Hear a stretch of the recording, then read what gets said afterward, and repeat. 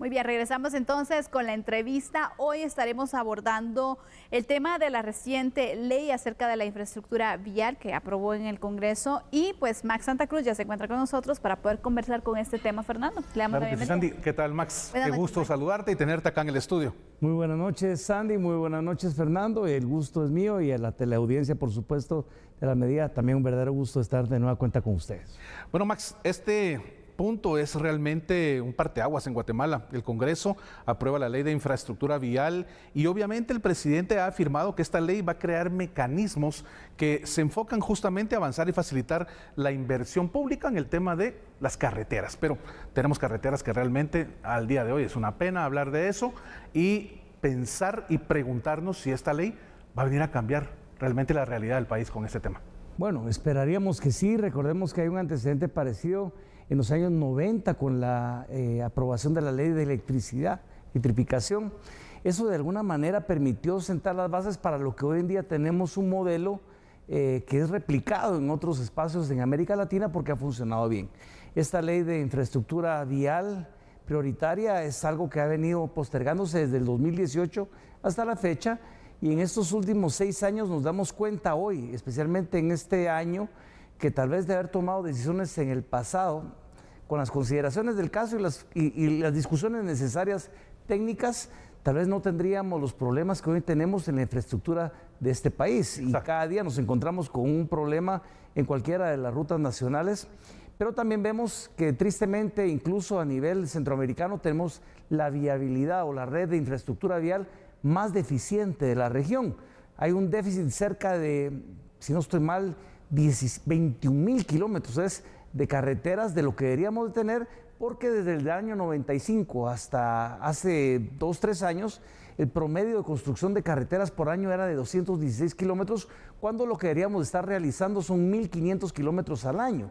Wow. Eso es lo que nos deja, por supuesto, en un rezago impresionante con relación a la región y, por supuesto, eso se refleja e implica problemas para la atracción de la inversión, que uno de los puntos claves que tiene, que tenga una infraestructura, un país que sea eficiente y que por lo menos pueda generar la posibilidad de la movilización de los recursos o de los bienes de las personas que deciden invertir acá. Claro. Max, hay algunos puntos que se consideran en esta ley recién aprobada y uno de ellos es la creación de una dirección que se denomina Dirección Vial de Proyectos Prioritarios, ¿no? En este caso viene a ayudar al Ministerio de Comunicaciones, pero actuará de forma independiente, tendrá su propio presupuesto. ¿Qué piensa de la creación de esa nueva entidad? Bueno, me parece interesante. El propósito de este directorio es priorizar, es supervisar, es presentar a licitación los proyectos, darle seguimiento a los mismos.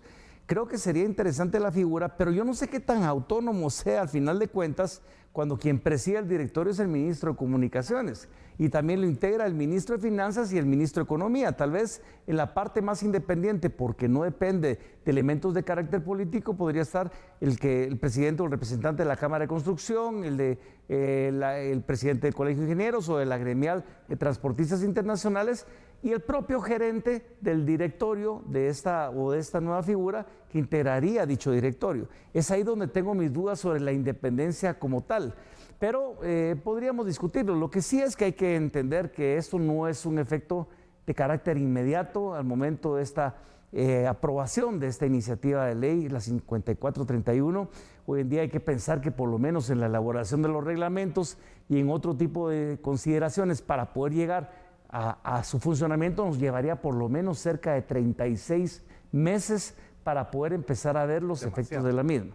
Es mejor empezar ahora que no empezar nunca. Claro. Pero yo creo que en paralelo vamos a ir viendo tal vez otra serie de aprobaciones, incluso que no está ahorita sobre la mesa, pero esta modificación a la ley de alianzas público-privadas que podrían ayudar a complementar una serie de acciones que nos llevara a tener un mejor escenario, por lo menos en la optimización, en el mantenimiento, pero incluso en poder priorizar nuevas rutas, que es, ojo, entre lo que se aprueba no se hablan de nuevas rutas, se hablan de las rutas actuales, que son las que uno conoce, frontera a frontera, la transversal norte yendo hacia el Atlántico también, el famoso y postergado anillo metropolitano, y ustedes se preguntarán por qué es útil esta ley, porque usted y yo y ustedes vivimos todos los días un congestionamiento muy complicado, difícil. Hace pocos días, el día de ayer, tan reciente como ayer, fue un calvario verdaderamente, y esto pretendería ayudar, por lo menos en la construcción de los próximos 30 años, la posibilidad de contar con una infraestructura más eficiente, teniendo la posibilidad también de salvar algunos de los obstáculos que hoy en día se tienen, como por ejemplo la expropiación o la optimización del uso del subsuelo para poder hacer túneles. Eso suena como de fantasía, pero es parte de lo que tiene como objetivo esta ley.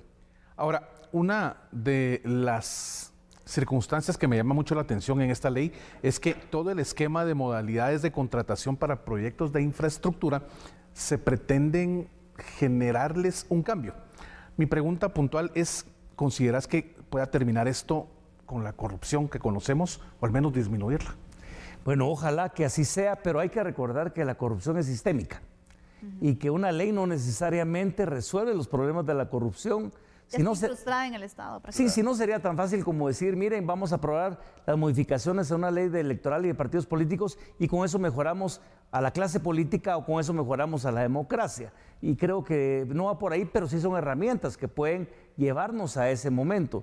Yo creo que hay que considerar otros elementos alrededor de una ley como esta. Hay que considerar incluso una apuesta que se ha mencionado mucho, que es la transformación digital, la posibilidad de evitar la discrecionalidad y la decisión a escondidas bajo la mesa sobre los procesos públicos que se deberían de llevar a cabo, pero por supuesto también no solo disponer de un buen presupuesto para el desarrollo de obra, pero siempre mantener la fiscalización tanto de quien corresponde, en este caso del Congreso de la República, de la Contraloría General de Cuentas, pero también la auditoría ciudadana, de que la calidad de la obra y la gestión del gasto sean algo importante y responsablemente manejado por la administración de turno. Pero hay que recordar, este es un proceso que por lo menos se contempla en un plazo de 30 años con una revisión de cada 5 años de cómo va esta historia, si hay que modificarlo, si hay que actualizarlo, porque lo peor que nos puede pasar también, aparte de la corrupción,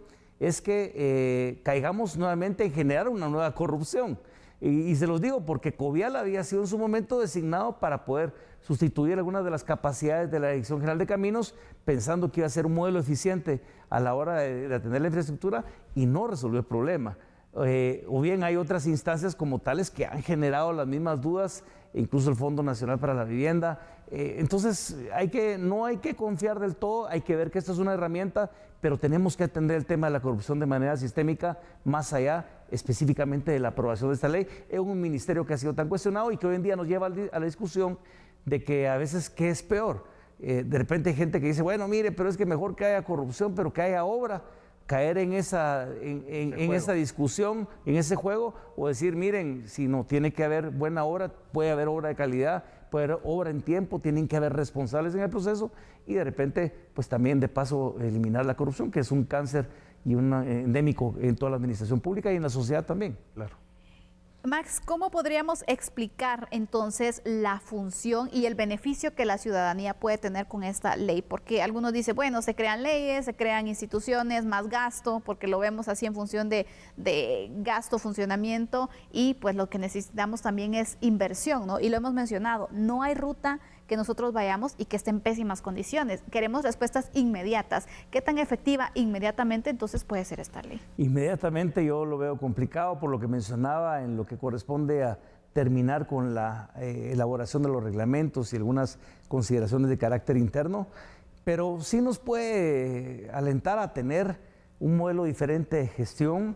Podríamos empezar, y tal vez eso es lo que podría ser el gran legado de esta administración, más allá de cumplir con sus responsabilidades del día a día, hablo del actual gobierno, pero tal vez preparar las condiciones necesarias, porque esta administración no va a ver los resultados o los beneficios que pudiera conllevar ya la aprobación de esta ley en la práctica. Pero si pensamos en función del Estado y no en función de una administración particular, podríamos sentar las bases y las condiciones para que al momento de empezar de lleno a funcionar la ley e implementarse, pues esta historia nos contara algo diferente. O sea, 3 años podrían sonar mucho, pero como digo, llevamos esperando esta historia desde el 2018, 6 años nos ha costado muchísimo y hoy en día tenemos las consecuencias que la vemos en el kilómetro 44, en el 17.5, todos los días en esta ciudad de Guatemala. Y no solo tenemos que hablar de esto, tenemos que enfocar de manera mucho más integral y global los temas de viabilidad, de modalidad de transporte, de eficiencia también a nivel de los municipios. En este caso, que pareciera ser que estamos centralizando el problema en la ciudad de Guatemala, no, porque también pasa en Mazatenango. Y esta ley pretendería incluso abarcar otros lugares importantes del país como Zacatepeques, como Mazatenango, como Escuintla, como otros tantos que sufren ya de ese problema del congestionamiento, que las rutas nacionales se han vuelto prácticamente calles del propio municipio. Claro. Eso es lo que yo creo que podría cambiar, pero no lo veo tan en el corto plazo. Creo que la planificación correcta y las medidas correctas de esta administración y los que deseen eventualmente empezar a participar, porque no es fácil, si empezamos dentro de 3 años a ver qué sucede, no vamos a lograr nada. Tenemos que empezar ya desde ahora. Gracias, Max, por acompañarnos. Es importante poder analizar esta ley para que podamos comprender un poco y creo que nos ha quedado claro varios puntos también. Entonces, Totalmente. en cuanto a este proyecto recién aprobado, es un gusto siempre tenerte, Max. Feliz noche. No, a ustedes muchas gracias, un verdadero gusto, y a la teleaudiencia, por supuesto, una feliz noche. Y bueno, también despido a Fernando Prera, con quien siempre es un honor poder compartir este espacio. Fernando, mañana nos vemos con otros temas. Claro que sí, Sandy. Amigos y amigas televidentes, buena noche, que descanse y mañana cita acá en A la Medida. Nosotros vamos al corte, ya regresamos.